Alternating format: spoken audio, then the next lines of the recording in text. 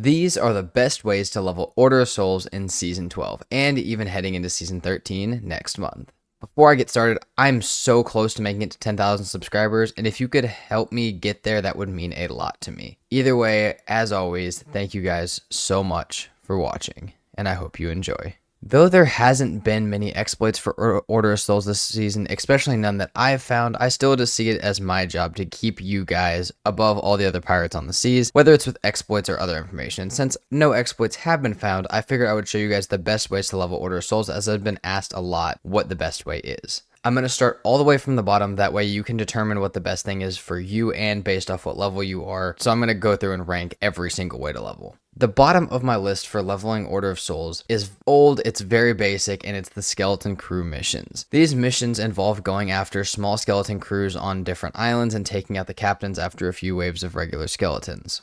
These are fine for early game, but they just really don't compete with the other methods, and they're honestly kind of old and outdated. These have been in the game since the beginning of Sea of Thieves, and if you have something that you can do that's better, you should be doing other quests instead. But if you're very new to the game, and this is all you have access to, it's not bad to get used to doing, as a lot of them follow the same kind of path as these missions, maybe just a little more complex, so it's good to go ahead and get used to them. Next up is the fight with the Skeleton Lord. These missions are quite a bit newer than the prior one mentioned, but they're honestly not much better. Like I said, these quests are similar to the last one. You will simply hunt down a crew of skeletons, this time with a slightly harder boss that drops different loot, and these are loot specific to this quest. These can be taken out pretty easily, just like the caps on the other ones, but like I said, they're a little bit harder. They have a little bit more advanced mechanics, but they do give better loot, so they're much more worth doing than the previous ones. But even just doing this, you're still looking at, if you grinded it, less than 100k an hour, and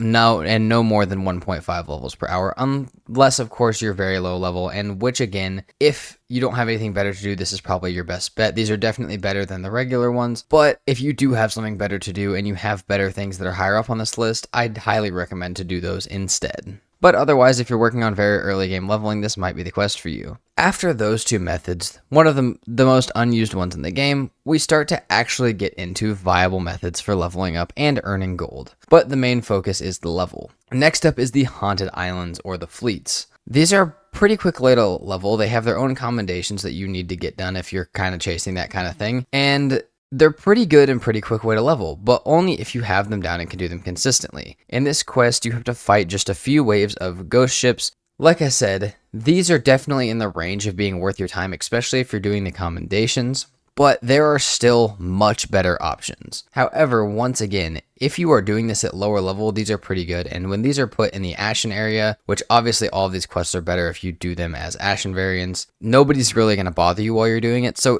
they can be worth it. And like I said, once again, the commendations, if you want to get those done, you kind of have to do them, but other than that, there's still better things. Next up on the list of the best ways to level up Order of Souls is the low tier raid voyages. Now I'm going to split the raid voyages into a few different tiers. These ones are the lowest ones. These don't drop any of the large treasure items, in this case the Order of Souls Eye. These consist of the treasury, the sea fort, and the shrine. These are all about equal with the Haunted Islands, with the sea forts maybe being a little bit better because of how quickly you can do them. The Haunted Islands or ship battles are very similar to these in how much you're going to make, but these raid voyages might be easier to do solo, which is why they're just a little bit higher on the list, as there isn't much ship fighting. So if fighting on ships isn't your thing, but you are still lower level, and at this point in the game where this would be useful to you, then it's definitely something you would consider, because like I said, it's easier to do solo. In my opinion, these can give you about 2 to 4 levels per hour, obviously depending on your level, and probably close to about 150k gold per hour with Emissary Grade 5 on a normal day. Just to give you an idea of what this is going to earn you. Obviously, it's going to be different for everybody, depending on how you sail,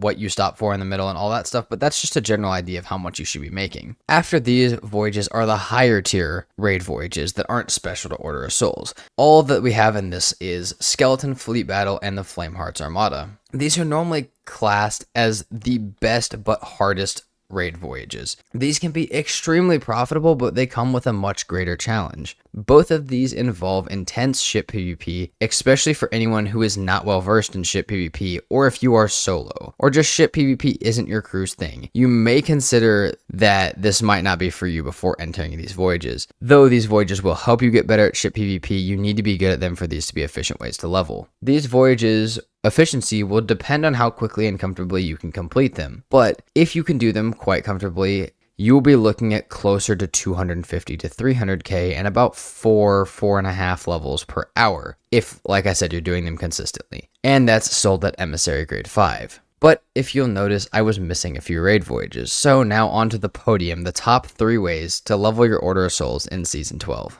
The third best way to level Order of Souls in Season 12 and leading into Season 13 is the Battle with the Ashen Lord raid voyage. This voyage, when done in the right sequence, can be done in less than 5 minutes. For example, my run when creating this video took 4 minutes and 37 seconds with 2 people. It can be done very quickly, and this short 5-minute or less battle can net you about a level of reputation, depending on your level. And because you get the Ashen Wind Skull, it sells for a ton, especially if you have that 2.5x with the Order of Souls Emissary Grade 5 flag. You are looking at a ton of gold, as well as a pretty great way to make reputation. If you want to do this in less than 5 minutes, all you have to do is have one person fight them on foot and have the cannons on your ship aimed at the island, with the rest of the crew shooting the Ashen Lord. The person on the island should stop the Ashen Lord from targeting your ship directly or damaging the boat in any way, and the cannons will kill it insanely fast. Second place for the best way to level Order of Souls in Season 12 is by far my favorite raid voyage, and it is insane for leveling Order of Souls: Skeleton Forts. These can be done extremely easily, and they can be done so fast solo. They do require you to be level 40, but once you are there, these can easily be completed in 10 minutes or less if you are comfortable with them and you have some practice. Once you complete this, you will get what is normally expected from a raid voyage or a skeleton fort, which is about 1 to 2 levels of loot. But because you're doing this for Order of Souls, you will also get 3 extra skulls, which at Emissary Grade 5, these honestly do make quite the difference for golden reputation, as they're really good skulls. Most of the raid voyages